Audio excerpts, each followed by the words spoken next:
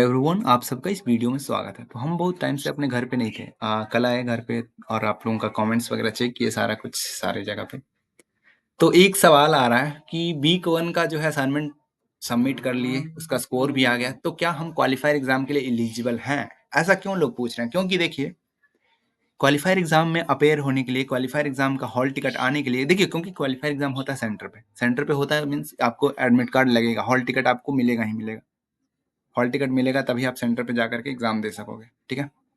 तो वो जो एडमिट कार्ड आता है ना, वो एडमिट कार्ड आने के लिए एक मिनिमम एलिजिबिलिटी को फुलफिल करना पड़ता है, और वो अगर आप मिनिमम एलिजिबिलिटी को फुलफिल कर रहे हो तभी आपका हॉल टिकट आता है और तभी आप एग्जाम देने जा पाते हो, ठीक है। तो सिंपल सी ये बात है।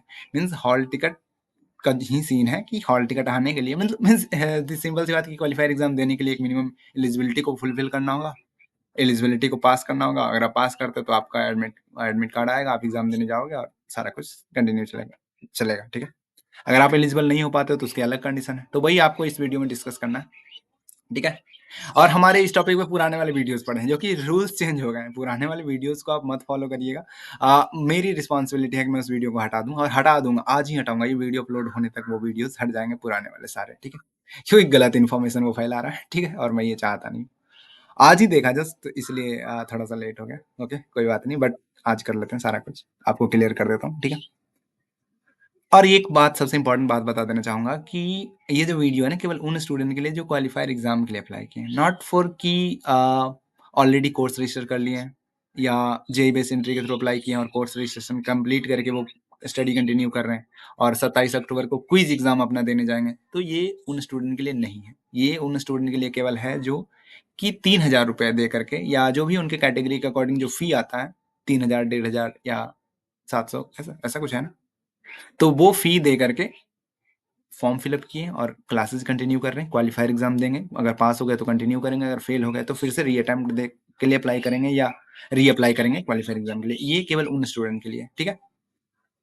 तो जो मिनिमम एलिजिबिलिटी रखी गई है ना, क्या रखी गई है कि आपका ना वीक 1 और वीक 2 के असाइनमेंट का एवरेज स्कोर 40% से ऊपर होना चाहिए, या 40% हो, या आपके कैटेगरी के अकॉर्डिंग जो भी हो। कैटेगरी के अकॉर्डिंग क्या है देख लीजिए आप यहाँ पे। जनरल के लिए 40%, ओबीसी के लिए 35% एंड बाकी सबके लिए।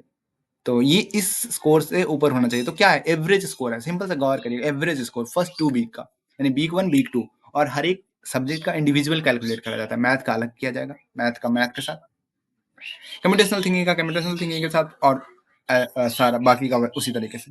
तो कैसे कैलकुलेट करा जाएगा, एक एग्जांपल के थ्रू आपको बताता हूँ। एकदम सिंपल है, कुछ नहीं है ज्यादा रॉकेट साइंस, एकदम नॉर्मल सा है। एक कमेंट में क्वेश्चन था, उसी का एग्जांपल ले लेते हैं। क्या कि देखिए, उनका बोलना था कि मेरा मैथ्स 1 में 35% 35 नंबर आया, तो क्या हम एलिजिबल हैं कि नहीं क्विज, मतलब ये क्वालिफायर एग्जाम के लिए। तो देखिए सिंपल सी बात, अभी वीक 1 कंप्लीट हुआ है ना, वीक 2 अभी बाकी है, तो अभी नहीं, कुछ नहीं कर सकते। जब तक आप वीक 2 कंप्लीट नहीं कर लोगे तब तक आपको मतलब कुछ नहीं कर सकते कि आप एलिजिबल हो या नहीं, ठीक है। तो देखिए ऐसा है, वीक 1 में आपका 35 आया, अगर आपका वीक 2 में अच्छा स्कोर रहा और दोनों को मिला करके एवरेज निकाला गया, अगर वो 35% से, या जो भी आपके कैटेगरी के अकॉर्डिंग है, या चलिए हम मान लेते हैं जनरल कैटेगरी का स्टूडेंट को 40% से ऊपर है, तो आप एलिजिबल हो। अगर नहीं हो तो नहीं हो। जैसे देखो, वीक 1 में 35, वीक 2 में भी 35, 35 ऐड करेंगे, उसका एवरेज निकालेंगे, तो जाहिर सी बात है 35 एवरेज आएगा। 35 इज ग्रेटर देन 40। देख सकते हो। नहीं है तो फिर आप एलिजिबल नहीं हो, आपका हॉल टिकट नहीं आएगा फॉर द 27 अक्टूबर एग्जाम के लिए। 27 अक्टूबर को ही है ना क्वालिफायर एग्जाम, देख लीजिएगा, थोड़ा कंफर्म कर लीजिएगा, ठीक है। तो वो एग्जाम के लिए आप एलिजिबल नहीं रह पाओगे। और ये हर एक सब्जेक्ट में होना चाहिए ही चाहिए। जैसे मैथ्स में भी होना चाहिए, स्टैटिस्टिक में भी होना चाहिए, इंग्लिश में भी होना चाहिए, कंप्यूटेशनल थिंकिंग में भी होना चाहिए, सारे में होना चाहिए। किसी एक में भी वो लग गया कि आप नहीं हो, तो आपके लिए हॉल टिकट नहीं आएगा। ओके, तो यही मिनिमम एलिजिबिलिटी है। क्या है, फर्स्ट 2 वीक का असाइनमेंट का एवरेज स्कोर एवरी सब्जेक्ट में। सिंपल सी बात, एवरेज निकालना क्या है, फर्स्ट वीक का स्कोर, सेकंड वीक का स्कोर, दोनों ऐड करके बाई 2, बस यही एवरेज है, और क्या, यही है ना। देखिए सपोज करिए कि अब आप बोलिएगा कि मेरा जो है वीक 1 का असाइनमेंट स्कोर अच्छा नहीं रहा, तो सबसे खराब से खराब केस क्या हो सकता है। वीक 1 आपका स्कोर रहा 0, सबसे खराब तो यही हो सकता है, इससे और ज्यादा खराब क्या ही होगा। वीक 1 का जो स्कोर रहा वो 0, तो क्या हम एलिजिबल हो पाएंगे, है ऐसी पॉसिबिलिटी? तो है ऐसा पॉसिबिलिटी। कैसे, वीक 1 का स्कोर रहा 0, वीक 2 अभी बाकी है, वीक 2 आप करोगे, तो देख लीजिए कि हमें एवरेज चाहिए 40% से ऊपर, तो कितना लाना होगा? ये सिंपल सी मैथमेटिक्स है, लगा लो आप। ऐसे भी सिंपल सा जोड़ लो ना। अगर वीक 2 में 40 मीन्स कि वीक 2 में आप 80 ले आते हो, तो 80/2 40, सिंपल सी बात है। तो ट्राई करिए 80 प्लस या 80 के 80 या 80 प्लस स्कोर करने का वीक 2 में। अगर आपका वीक 1 बहुत खराब रहा है या 0 मार्क्स रहा है, फिर भी आप 80 प्लस रखिए, 80 90 100 ऐसा रखिए, और इजी रहता है, नॉर्मल रहता है, बहुत ज़्यादा डिफिकल्ट थोड़े है। डिफिकल्ट लग रहा है आपको तो मेहनत करना पड़ेगा। आप पढ़ रहे हो इतने बड़े इंस्टीट्यूट, मतलब इतने बड़े कॉलेज में पढ़ रहे हो, तो फिर आपको तो मेहनत करनी पड़ेगी ना, ऐसे तो हो नहीं जाएगा। तो सिंपल सी बात ये है कि अभी भी आपके पास टाइम है, मौका है। अगर आपने वीक 1 सही तरीके से नहीं करा, फिर भी आप वीक 2 का केवल असाइनमेंट सबमिट करके अच्छे तरीके से कर सकते हो, ठीक है?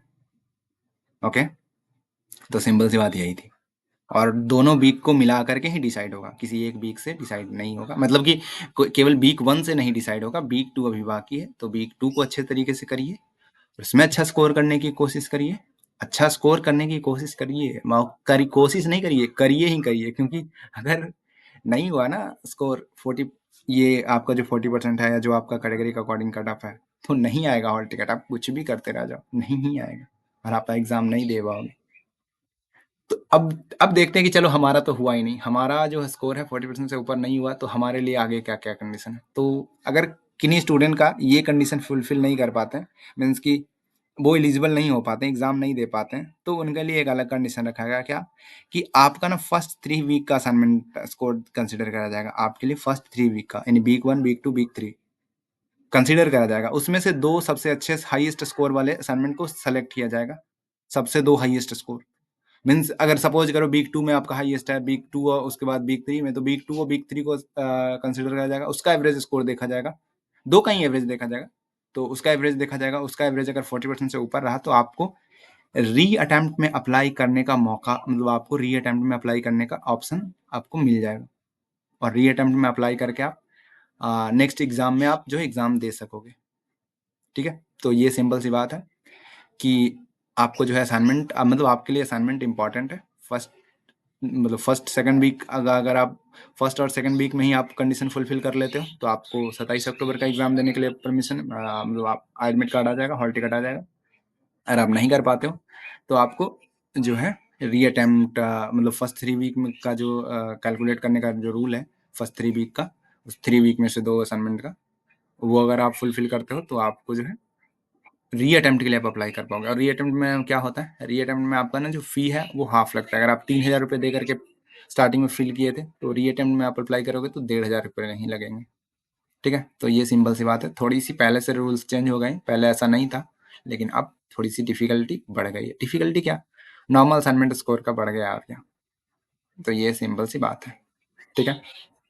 तो बस इतना ही था, नॉर्मल सा, और कुछ ज़्यादा है नहीं। बाप एक बार इसको स्क्रीनशॉट ले ले लीजिए। देखिए, आप ना, अगर आपको कुछ दिक्कत हो रहा है, समझने में नहीं आ रहा कि क्या कैसे किस तरीके से होगा, तो आप बस ये करो ना, आप बस एक काम करो, अपना असाइनमेंट पे फोकस करो, ठीक है? आप अपना असाइनमेंट स्कोर अच्छा रखने की कोशिश करिए, ओके? और आपको रखना पड़ेगा। अगर आप अभी दिक्कत में आ रहे हो ना, अभी आपको इतना ज़्यादा प्रॉब्लम होगा, तो आगे चल कर के और ज़्यादा प्रॉब्लम होगा आपको, और ज़्यादा प्रॉब्लम फेस करना पड़ेगा, बहुत ज़्यादा मेहनत करना पड़ जाएगा आपको, क्योंकि इतना आसान नहीं है क्या चीज़ें। और वो आपको स्टार्टिंग से आदत डालनी होगी करने की, खुद से प्रैक्टिस, खुद से मेहनत, अच्छे से क्वेश्चन प्रैक्टिस, और रिसोर्सेज इधर उधर के से ढूंढिए पढ़ने का, जहाँ से आपको भी समझ में आ रहा है, मतलब जहाँ से भी आपको समझ में आ रहा है ना चीज़ें, वहाँ से पढ़ लीजिए। यूट्यूब पे बहुत सारे रिसोर्सेज अवेलेबल है, फ्री ऑफ कॉस्ट अवेलेबल है। तो वो सब आपको ढूंढने पड़ेंगे, आपको अपने लेवल पे मेहनत करना पड़ेगा, तभी आप अच्छा कर पाओगे इस कोर्स में, क्योंकि डिफिकल्ट है, इतना आसान नहीं है। और आगे आने वाले एग्जाम्स, असाइनमेंट्स और भी ज़्यादा डिफिकल्ट होंगे। ये तो आपका फर्स्ट, अभी तो स्टार्ट हुआ है, आगे आगे देखिए क्या क्या होता है। तो अभी से मेहनत करते रहिए, ठीक है? तो बस नॉर्मल सा, सिंपल सा यही था आपको बताना, कि जो असाइनमेंट का जो स्कोर है, वो ओनली एक वीक पे डिपेंड नहीं करता है। एलिजिबिलिटी जो है, वो केवल एक वीक पे डिपेंड नहीं करता है, वो वीक 1 वीक 2 दोनों पे डिपेंड करता है। अगर आप ये दोनों कंडीशन फुलफिल, मतलब ये कंडीशन फुलफिल नहीं कर पाए, तो वीक 1 वीक 2 वीक 3 पे भी डिपेंड करता है, ठीक है? तो ऐसा सिंपल सा है। और एक बात और लास्ट में बता देना चाहूँगा, कि री अटेम्प्ट वाले स्टूडेंट का एग्ज़ाम कब होगा, तो वो होगा अराउंड, देखना पड़ता है, मुझे भी देखना पड़ेगा कब है। 1 दिसंबर को है, हाँ, तो 1 दिसंबर को एग्ज़ाम होगा री अटेम्प्ट वालों का, ठीक है? तो सिंपल सी यही बात रही। तो चलिए मिलते हैं अगले वीडियो में। उम्मीद करूँगा ये वीडियो आप लोगों के लिए हेल्पफुल रहा हो।